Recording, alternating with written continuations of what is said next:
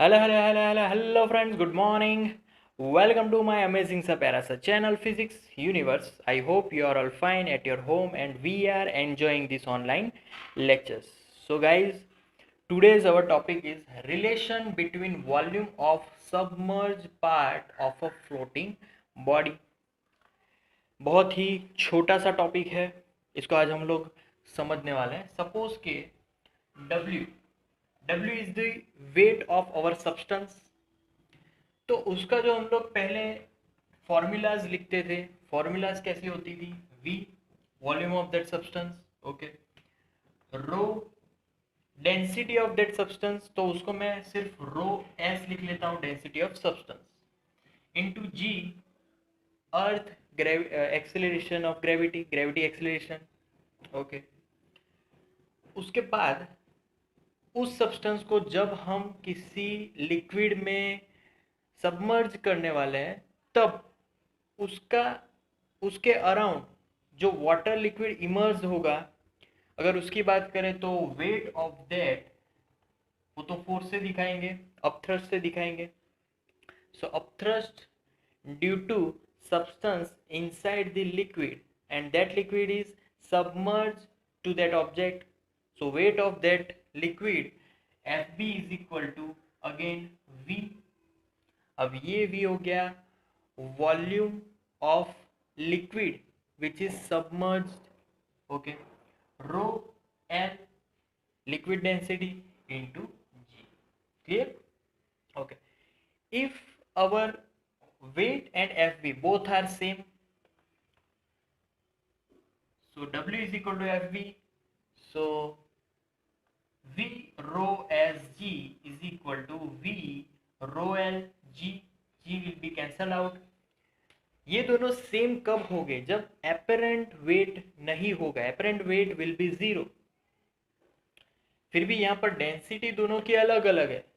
मैंने आगे के टॉपिक में बोला था कि density will be same when apparent weight will be 0 and then and only then they are same. But ऐसा हो सकता है कि ये वॉल्यूम दोनों चेंज हो, उसके हिसाब से रो एस रो एल भी चेंज हो और सब कुछ सेम हो जाए. तो उस अकॉर्डिंग हमने ये पूरी फॉर्मूला लिखी थी. और now V upon capital V is equal to rho S upon rho L. Clear? तो ये है relation between volume and density. अब अगर यहाँ पर हम कुछ एग्जाम्पल से समझे तो अच्छा रहेगा. एग्जाम्पल में मैं पहले एक ऑब्जेक्ट लूँगा और एज अ लिक्विड में पानी लूँगा. पानी की डेंसिटी हमें पता है 1 ग्राम सेंटीमीटर क्यूब, 1 ग्राम पर सेंटीमीटर क्यूब.